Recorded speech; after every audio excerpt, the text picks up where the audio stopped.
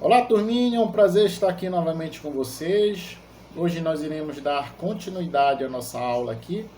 Capítulo 7, capítulo 1, novo golpe de Estado, quarta avaliação. Tá? Nós iremos trabalhar aqui, olha, a interferência americana na política brasileira. Então aqui, olha, o papel dos Estados Unidos no golpe de 1964 é outro ponto extremamente importante.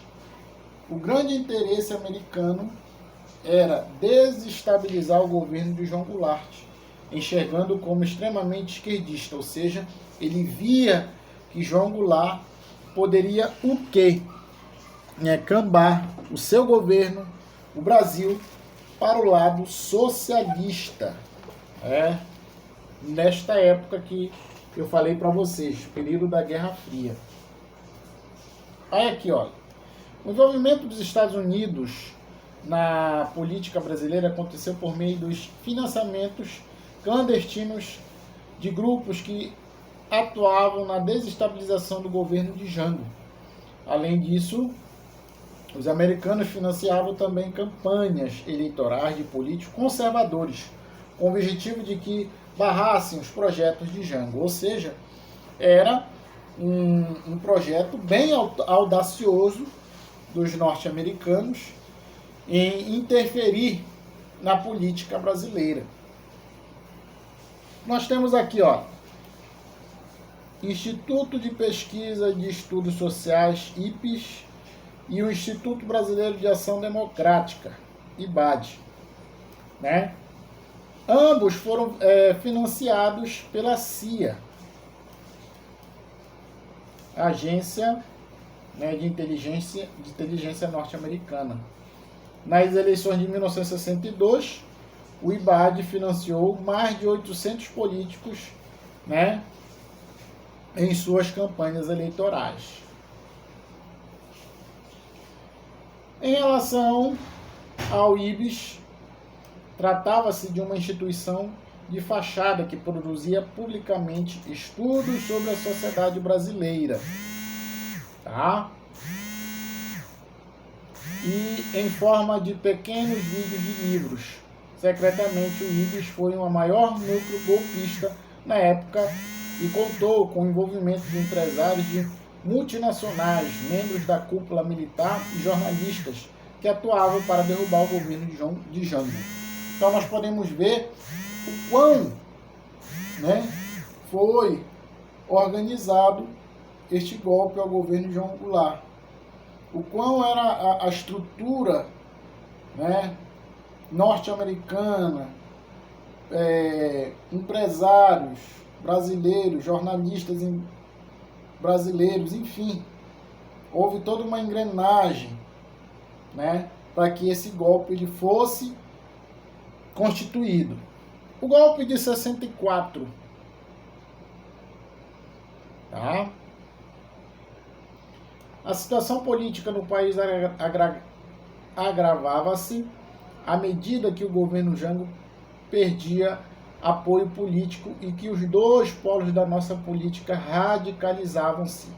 Entre os eventos que demonstravam o enfraquecimento do governo, destacam-se a rebelião dos sargentos em setembro de 1963 e a derrota de proposta do governo de impor estado de sítio no país em outubro de 1963.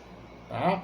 Então nós podemos ver que essas ditas instituições elas foram avançando, né, com seus planos da derrubada do governo de João Goulart. Então, aqui, Jango reforçou seu compromisso reformista e com a esquerdas. No comício da Central do Brasil, em 13 de março de 1964, ele discursava a favor das reformas de base, assumiu o compromisso de realizá-las a todo custo. Esse posicionamento foi enxergado como a guinada definitiva do governo à esquerda. Nós temos que entender a reforma de base, pessoal. Eram reformas que elas vinham a enaltecer as minorias ou as grandes maiorias, porque a grande parte da população ela era pobre. Ela constituía a população do campo, do interior, né? A população com dificuldade. Então, se ele queria fazer essas reformas, uma delas é a reforma agrária, na qual ele iria repartir terras, então isso foi muito mal visto pelos norte-americanos, que lideravam, né, os países capitalistas contra os países socialistas. Então, através dessa reforma de base, foi visto então que o Brasil estava, né, se alinhando à então União Soviética. Tá? Mas isso que nós estamos debatendo aqui são análises que nós estamos fazendo. Tudo bem? Aqui, olha, as tropas de Olímpio e Mourão marcharam em direção ao Rio de Janeiro com o objetivo de destituir o governo. A rebelião de Olímpio não fazia parte dos preparativos organizados por Humberto Castelo Branco e pelo IPES. Ambos foram pegos desprevenidos. De toda forma, esses dias de golpe também ficaram marcados pela inércia de Jango. Aqui, ó, os acontecimentos dos dias seguintes levaram o presidente do Senado a convocar uma reunião extraordinária no dia 2 de abril de 1964. Nessa reunião, Auro de Moura descreveu vaga a presidência do país. Fato consolidou politicamente o golpe no país. Tá? Aqui nós estamos, Ranieri Mazzilli assumiu a presidência de maneira provisória. Tá? Então aqui, enquanto isso, a junta militar começou a organizar bases para o início da ditadura no país. Então, em 9 de abril de 1964, foi emitido o ato institucional de número 1. 2 dias depois, Humberto Castelo Branco foi eleito indiretamente, ou seja, os parlamentares elegeram ele como novo presidente do Brasil. Então, os militares, eles sempre governaram através dos atos institucionais, foram 5. Esse foi o primeiro, tá?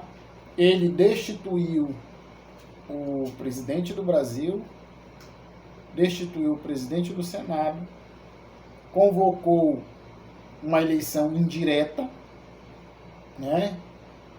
E instituiu o novo presidente do Brasil. Então, a partir de 9 de janeiro de 1964, foi então dado o golpe de Estado no Brasil. Aqui nós temos algumas situações sobre o ato institucional de número 1.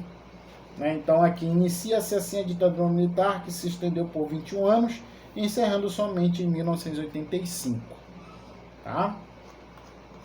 Aqui já no finalzinho nós temos a questão dos golpes militares no Brasil e na América. Né? No século XX foi marcada pela deflagração de inúmeras ditaduras no continente americano.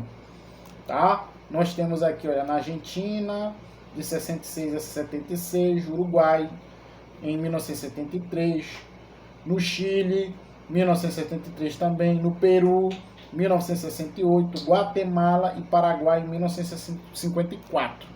Então essas ditaduras, né, elas foram implantadas, né, juntamente com elites, com militares norte-americanos, do Brasil, de outros países também, como nós vimos aqui no Uruguai, Paraguai e Argentina, tá? E boa parte da parcela da elite desses países, inclusive do Brasil. Para a gente finalizar aqui, nós temos o golpe de 64, teve como grande consequência a instalação de uma ditadura que se estendeu por 21 anos em nosso país. Nesse período, a ditadura ficou marcada por um regime repressor que perseguia cidadãos que se posicionavam contra o governo. Além disso, impunha a censura sobre a produção cultural e intelectual no país. A ditadura também ficou marcada por um período extremamente corrupto, uma vez que não havia liberdade para investigar os atos do governo. A desigualdade social disparou e índices da economia, como a dívida externa, agravaram-se bastante. Então aqui, pessoal, esse foi o nosso tema de hoje sobre a questão do golpe militar no Brasil, na qual os militares assumiram o país. Tá? Nós temos a fonte do nosso tema de hoje e no finalzinho nós temos aqui um link, da qual vocês podem acessar e ter mais, vamos dizer assim, conhecimento sobre o tema de hoje. E nós temos também no finalzinho aqui uma pequena atividade nossa para que vocês possam praticar, tá? O nosso tema de hoje. Ok, turminha? Agradeço e até a próxima.